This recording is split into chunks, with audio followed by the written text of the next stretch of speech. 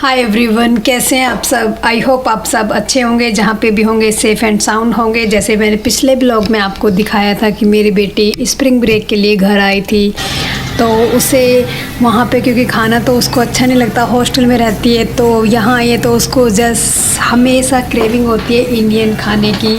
तो उसके आते ही सबसे पहले तो हम इंडियन ग्रॉसरी जो भी उसने बोला मतलब वो लेके आए। सबसे पहले तो उसको पसंद होती है भेल पूरी, जो कि सिर्फ यहाँ इंडियन स्टोर में ये डब्बा मिलता है और कहीं नहीं मिलता है। देखो जो मैं लेके आई थी, और फिर बस ऐसे ही थोड़ी ग्रॉसरी जो उसने बोला ये उसे खाना है पूरे 10 दिनों में, तो बस हमने उसी की तैयारी शुरू कर दी। और सबसे पहले उसने बोला, क्योंकि होली पे तो नहीं आ पाई थी, होली के 2-3 दिन बाद आई थी, तो मैंने बनाए दही बड़े, जो कि जैसे हमारे इंडिया में तो हम लोग ज़रूर बनाते हैं होली पे, नॉर्थ इंडियंस। और उसके बाद एवरी डे का मैं आपको पूरा तो रिकॉर्ड नहीं कर पाई, लेकिन जो भी दिखाया, फिर मैंने एक दिन जैसे राजमा चावल, फिर उसको पराठे जैसे बहुत पसंद है ब्रेकफास्ट में, तो एवरी डे किसी ना किसी चीज़ के, जैसे मैंने एक दिन आलू के, कभी पराठे उसके पनीर का, तो कभी चीज़ का, तो उसको ऐसे बस डिफरेंट पराठे ही पसंद है, और तो ज़्यादा कुछ नहीं पसंद करती।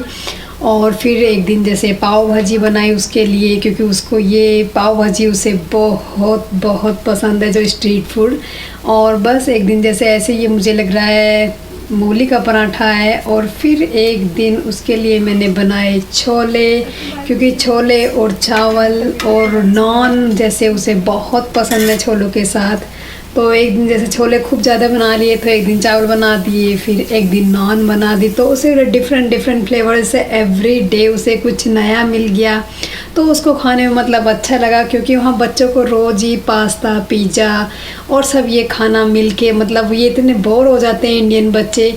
अब पता नहीं वहाँ सबको ये प्रॉब्लम होती है या इसी को हो रही है, शायद वहाँ सभी को होती है। क्योंकि इंडियन बच्चे बता रही थी कि जब वो वापस आए इंडिया से, तो वो कपड़े कम और खाने की चीज़ ज़्यादा भर के लाते हैं। और बस ये सब होते होते 10 दिन कैसे चले गए पता ही नहीं चला। और फिर जाने का टाइम हो गया, बस ऐसे ही दीपक जलाया, प्रेयर की। और देखो अभी तो जब बस आई है तो सब अंदर बैठे थे गाड़ी में, और जैसे ही बस आई तो हमारी सेल्फ़ी प्रोग्राम शुरू हो गया। और बस थोड़ी बहुत सेल्फ़ी ली, एक दूसरे से हग बाय की।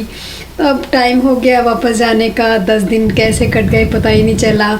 और फिर एकदम से इतनी भीड़ हो गई, लाइन लग गई, और बस फिर सामान रखा। सामान रखने में 10 मिनट लग जाते, और इतनी तेज़ हवा थी। वैसे तो धूप थी, लग रहा था कितनी गर्मी है, लेकिन हवा इतनी ठंडी थी कि हाथ एकदम से कोल्ड हो गए। और फिर बस ये बस में बैठ के बाय करके चली गई, और बस बाय बोल दिया। और 10 दिन कैसे चले जाते हैं पता भी नहीं चलता।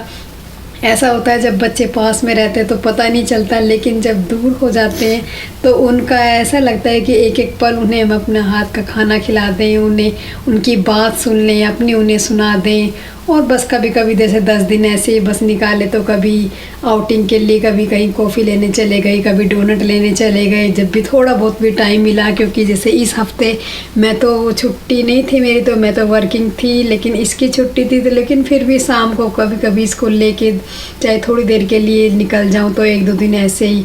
क्योंकि इन दिनों में क्या रहा, मौसम भी बहुत ख़राब रहा इन दिनों में। देख रहे हो आप स्नो आसपास कितनी पड़ी है, और इतनी चिल्ड, मतलब जो विंड थी ना वो बहुत, हवा ठंडी चल रही थी। क्योंकि बाहर निकल के बैठो तो मतलब कहीं बैठ नहीं सकते आप। तो बस ऐसे ही रहा ये स्प्रिंग ब्रेक, बहुत जल्दी चला गया। मिलती हूँ फिर एक नए व्लॉग के साथ। Till then take care.